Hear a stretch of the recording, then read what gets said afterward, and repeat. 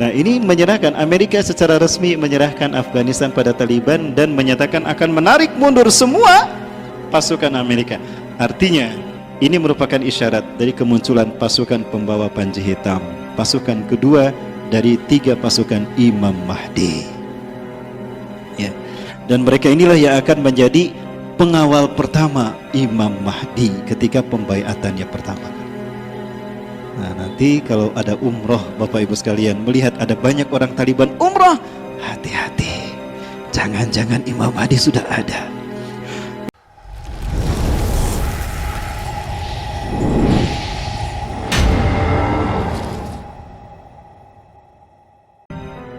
Isyarat-isyarat lain terkait dengan akan terjadinya perang Armageddon. Orang bisa menyaksikan? Sekjen PBB, ya, Antonio Guterres itu pernah menegaskan solusi 2 negara satu-satunya cara untuk perdamaian di Palestina Israel. Ya, di Yerusalem tanda petik. Bapak Ibu dirahmati Allah, kalau ini terjadi dan solusi ini diterima, Bapak Ibu, maka Palestina akan terpecah menjadi 2. Kalau kita berjalan menuju West Bank, tepi barat, ke kanan itu ke Ramallah. Nanti ada petunjuk arah Ramallah. Itu kampung halamannya Yasser Arafat dan makamnya Yasser Arafat ada di sana. Nah, itu akan menjadi wilayah Palestina, ibu kotanya Ramallah. Ini tawaran dari Antonio Guterres, Sekjen PBB. Cuma ini solusi untuk menyelesaikan konflik Palestina Israel. Adapun jika kita ke kanan, itu kita ke Al-Quds atau ke Yerusalem. Versi kita Al-Quds, versi orang Israel Yerusalem. Artinya jika itu nanti dibagi 2, ini diterima, maka Al-Quds akan jatuh ke tangan Israel. Yerusalem akan menjadi ibu kota Israel. Dan jika itu terjadi, maka Israel akan leluasa menghancurkan kiblat kita yang pertama, Masjidil Aqsa.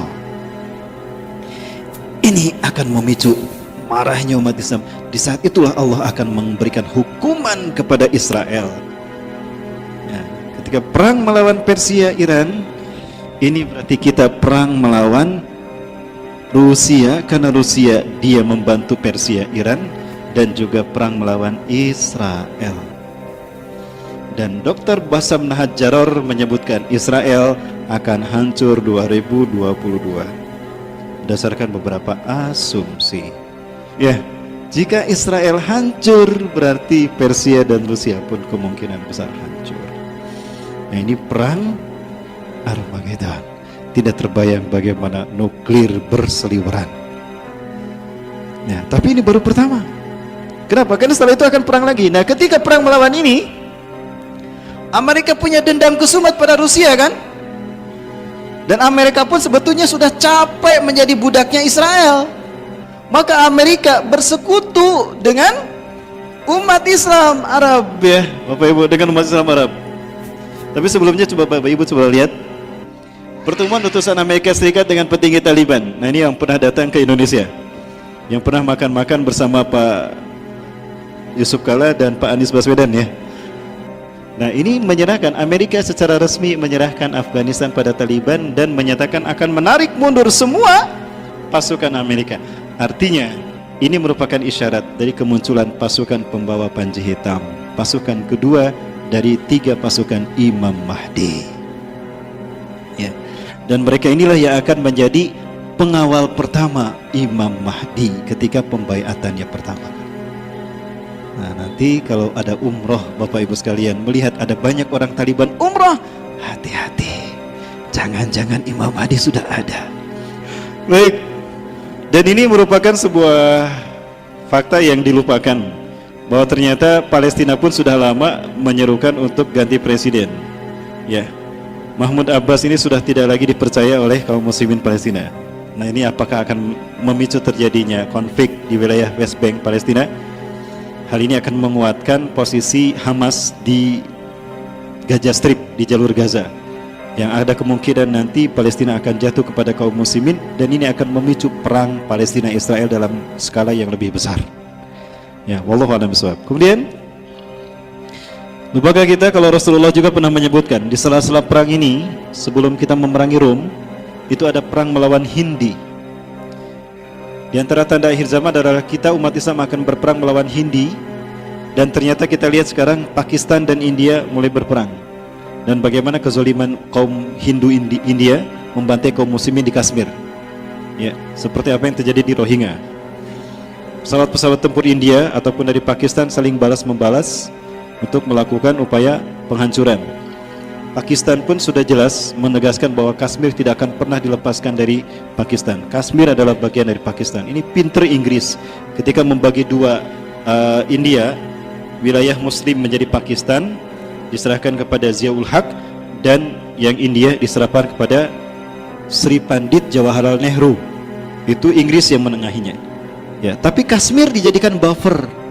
Ke India tidak dimasukkan, ke Kashmir ke Pakistan tidak dimasukkan. Jadi dibikin sebagai buffer nanti agar menjadi alat untuk mengadu domba keduanya, dan ini berhasil. Seperti antara Iran dengan Irak, ada satu wilayah yang kemudian dijadikan buffer. Apa itu? Ajwaf.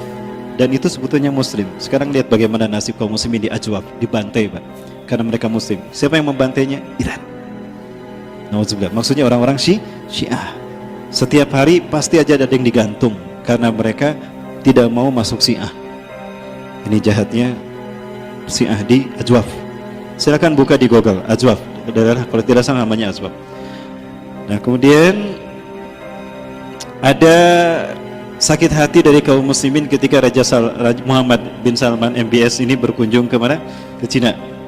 Dan sepakat dengan apa yang dilakukan oleh pemerintah Xi Jinping dalam memperlakukan muslim Cina Uighur terkait dengan kamp konsentrasi, itu malah disetujui, dan ini membuat sakit hati kita umat Islam.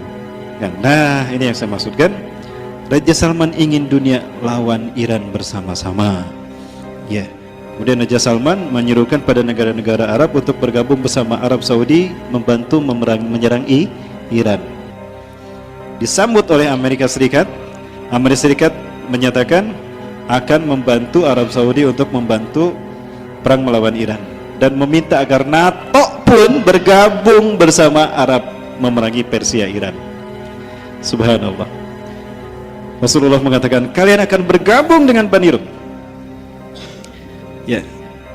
Tashtarikuna birrum tuqatiluna aduwwan min waraikum. Kalian akan bergabung dengan Rum memerangi musuh di belakang kalian. Siapa musuh di belakang kalian? Nah, ini Bapak.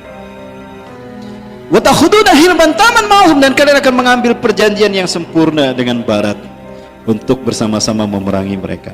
Perang melawan Iran berarti juga perang melawan Rusia dan Israel. Ini analisa saya pribadi.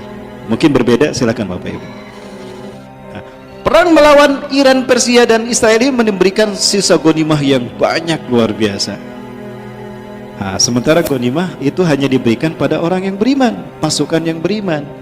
Nah, Rum tidak kebagian. Sakit hati Rum. Akhirnya diam-diam mundur dan berkhianat kepada pasukan umat Islam, pasukan Arab. Diangkat salibnya. Salib menang, salib menang, salib menang. Kata siapa salib menang? Didorong, jatuh, mati. Yang mendorong ditangkap dan mati juga. Nah, disitulah berpisah antara Romawi dengan umat Islam. Ya, mereka kemudian membentuk persekutuan. Ya. Hum yuqatilunakum tahta samanina raya. Mereka bergabung dan memerangi kalian di bawah 80 bendera. Satu bendera 12.000 pasukan, berarti 960.000 nanti. Nah, mereka inilah nanti yang akan menguasai Turki. Namun persekutuan ini terjadi setelah Rom ini dan kaum muslimin betul-betul berhasil menghancurkan Persia dan sekutu-sekutunya. Salah satunya adalah Rusia. Ya, bukan hanya Israel, Bapak Ibu sekalian. Sekarang sebetulnya sudah memanas hubungan antara Amerika dengan Rusia. Artinya memang sudah mungkin juga akan terjadi perang, sehingga persekutuan Rusia, Iran, Israel ini tidak menutup kemungkinan akan terjalin ketika perang melawan Arab dan Amerika, juga NATO. Ya, Turki juga sama. Turki ada kemungkinan melepaskan diri dari NATO, dan dia merupakan negara terkuat yang berani melawan NATO dan berani memberikan veto kepada keputusan NATO jika bertentangan dengan keputusan Turki. Maka alhasil 80 negara ini memerangi Turki. maka jatuhlah Turki kepada bangsa Rom. Nah, disitulah kemudian Rasulullah summatagzuna Rum wa yaftahu Allah. Lalu kalian berperang melawan Rum dan Allah memenangkannya untuk kalian. Ini balas-balasan antara Rusia dengan Amerika Serikat. Begitu pula Donald Trump yang juga ikut campur dalam hal ini. Nah, Bapak Ibu yang mati Allah, dalam konflik semacam itulah kemudian muncullah pasukan Panji Hitam dari bumi Khurasan. Dan sekarang isyarat itu sepertinya sudah ada karena Taliban sudah kuat sekarang, ya. Nah, Rasulullah pernah menyatakan, "Yakhruju min Khurasan rayatun sud." Akan keluar pembawa Panji Hitam dari bumi Khurasan. La yarudduha syai'un. Tidak ada sesuatu pun yang bisa menghentikan kekuatan militernya. Laju langkahnya hatta tunsaba bi Ilya, sampai Panji Hitam itu ditancapkan di Al-Quds. Ilya itu artinya Al-Quds, Palestina.